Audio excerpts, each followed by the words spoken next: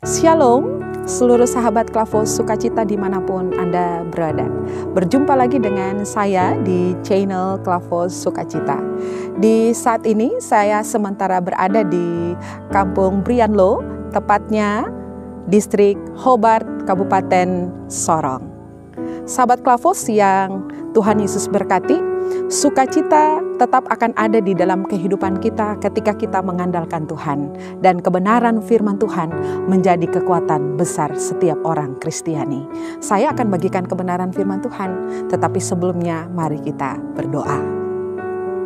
Ya Tuhan Allah di dalam Yesus Kristus, hari-hari yang kami tapaki tanpa Tuhan tidak akan pernah berarti. Kami butuh Tuhan di dalam hidup kami. Dan karena itu biarlah firman-Mu menjadi kekuatan di dalam hati, pikiran kami, bahkan seluruh langkah kehidupan kami. Roh Kudus bekerja di dalam hati kami, bahkan seluruh sahabat Klavos Sukacita. Biarlah kebenaran firman-Mu berbicara dan kami mampu berdiri di atas kebenaran firman-Mu untuk tetap menjadi anak Tuhan yang tetap setia kepada firman-Mu. Amin. Sahabat Klavos Sukacita yang diberkati oleh Tuhan kita Yesus Kristus, kebenaran firman Tuhan yang kita dengarkan pada saat ini terambil dari kitab Perjanjian Baru, kitab Roma 14 ayat 17 dan ayatnya yang ke-18 yang diberikan judul oleh Lembaga Alkitab Indonesia, Jangan Memberi Batu Sandungan. Ayat 17, sebab kerajaan Allah bukanlah soal makanan dan minuman, tetapi soal kebenaran, damai sejahtera dan sukacita oleh Roh Kudus. Karena barang siapa melayani Kristus dengan cara ini, ia berkenan pada Allah dan dihormati oleh manusia. Demikianlah kebenaran firman Tuhan. Sahabat Klavos Sukacita dimanapun Anda berada, setiap orang tentunya ingin dihargai. Setiap orang tentunya ingin diakui. Dan tentunya setiap orang ingin menjadi yang paling diutamakan. Dan kalau dari sisi perlombaan, semua orang ingin menduduki juara satu.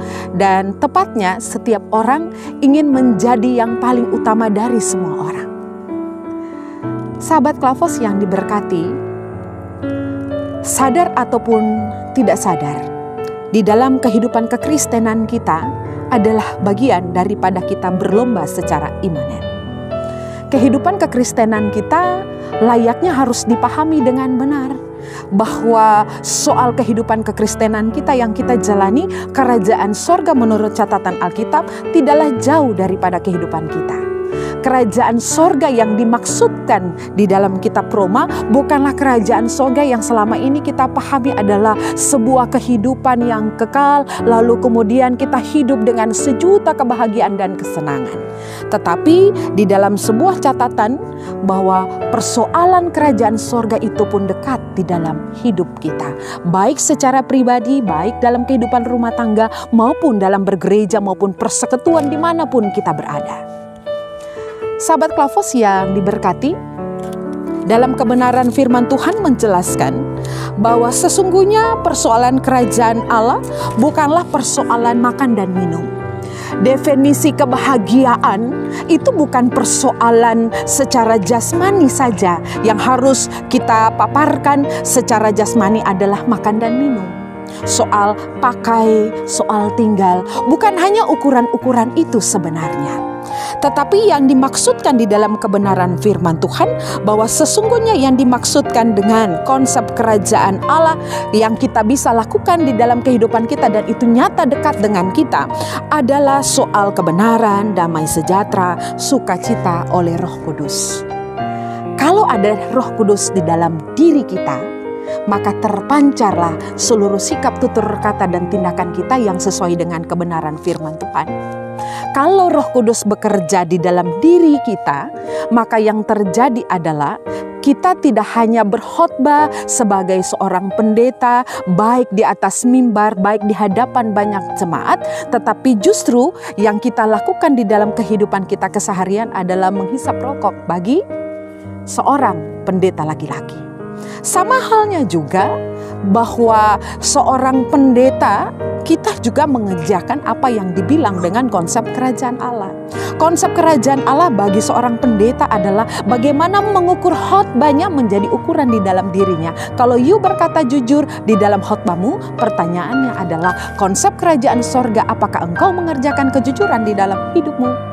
Ketika kita mengkhotbahkan apa yang dibilang dengan tidak boleh membenci orang lain, apakah betul kita juga tidak membenci orang lain? Kalau ukuran kerajaan Allah atau kerajaan sorga itu pun dipakaikan kepada kami para hamba Tuhan, terlebihnya juga kita yang disebut sebagai anak-anak Allah.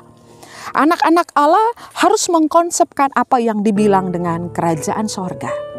Kerajaan sorga menurut kitab Roma bahwa sesungguhnya itu bisa dilakukan oleh semua anak Tuhan ketika kita berkomitmen benar sesuai dengan kebenaran firman Tuhan. Ketika kita melakukan kesalahan seperti perselingkuhan, maka yang terjadi adalah apakah pertanyaan berikutnya mampu kita jawab itu yang dibilang kerajaan sorga atau yang dibilang dengan Roh Kudus bekerja dengan diri kita, ataukah yang terjadi adalah roh yang sedemikian rupa kita namakan adalah roh kedagingan yang tidak pantas dimiliki oleh anak-anak Allah. Sahabat Klavos yang diberkati oleh Tuhan kita Yesus Kristus, soal kerajaan sorga bagi ukuran kitab Roma bukan hanya persoalan-persoalan kedagingan yang ingin kita penuhi. Pangkat, jabatan, uang, segala hal yang ingin kita capai, prestasi, semua hal yang ingin kita beli, handphone, kamera, bahkan yang ingin kita beli adalah rumah, yang ingin kita beli adalah mobil, motor, dan seluruh keinginan yang kita punya. Bagi Alkitabiah, yang paling terhormat dari sebuah kehidupan adalah menciptakan kerajaan sorga bagi dirinya sendiri. Kalau mampu menciptakan kerajaan sorga di dalam dirinya, itu berarti sudah tentu Alkitab menyatakan ada Roh Kudus di dalam dirinya. Bagi setiap orang yang sampai saat ini masih membenci saudaramu, Roh Kudus tidak bekerja di dalam dirimu. Sampai saat ini, jikalau kita tidak pernah mengampuni orang lain karena kita merasa diri kita yang paling benar, Roh Kudus tidak ada di dalam dirimu. Sampai saat ini ketika kita mengerjakan tanggung jawab, baik itu sebagai TNI Polri, baik sebagai PNS, baik sebagai tenaga wira swasta sekalipun, apapun bentuk pekerjaannya, ketika kita mengerjakan seluruh tanggung jawab itu dan kita menyatakan bahwa diri kita yang mengerjakannya, kalau bukan saya yakin itu tidak berlaku bagi Roh Kudus. Sama halnya juga ketika kita menamakan diri sebagai anak-anak Allah, Roh Kudus harus berperan di dalam diri kita. Roh Kudus itu akan menjadi nyata di dalam hidup kita, tutur kata kita, dan tindakan kita. Bagaimana Roh Kudus berperan di dalam diri kita sehingga kita tidak berpengaruh dengan kehidupan milenial yang selama ini menjadi catatan semua orang untuk mengejar hidup di dalamnya, tetapi menghilangkan identitas kekristenan. Terlalu banyak anak muda yang kemudian tidak percaya kepada Allah, tetapi menjadikan media handphone untuk mencarikan jodohnya. Terlalu banyak orang tua yang sudah mengabaikan mendidik anaknya hanya karena menengok dan melihat status FB dan harus membalas sekian banyak komentar FB. Selanjutnya juga yang paling disesalkan adalah ketika waktu yang kita berikan kepada Allah bertamu di dalam rumah Tuhan, yang kita kerjakan adalah main handphone untuk menengok seluruh TikTok, untuk melihat pesan WA, dan itu adalah bagian Roh Kudus tidak bekerja di dalam diri kita. Kebenaran firman Tuhan ini ingin mengajari kepada kita bahwa sesungguhnya peran Roh Kudus itu ada di dalam diri kita dan akan nampak kerajaan Allah. Ketika kita memaparkan apa yang dibilang dengan kebaikan, maka Roh Kudus turut serta di dalamnya. Ketika kata-kata kita membangun dan kata-kata kita untuk mengampuni, Roh Kudus bekerja di dalam diri kita. Ketika kita bertanggung jawab dan mengerjakan segala sesuatu tanpa sebuah persungutan, itu adalah pekerjaan Roh Kudus. Ketika kita mampu mengakui kelebihan orang lain, itu adalah pekerjaan pekerjaan Roh Kudus. Ketika kita mampu untuk tetap berdiri dalam persoalan dan kita percaya bahwa setiap persoalan yang kita hadapi kita mampu melewatinya karena Tuhan mendahulunya bagi kita. Karena Yesus adalah Yahweh yang sanggup, maka itu adalah pancaran dari Roh Kudus yang bekerja di dalam diri kita.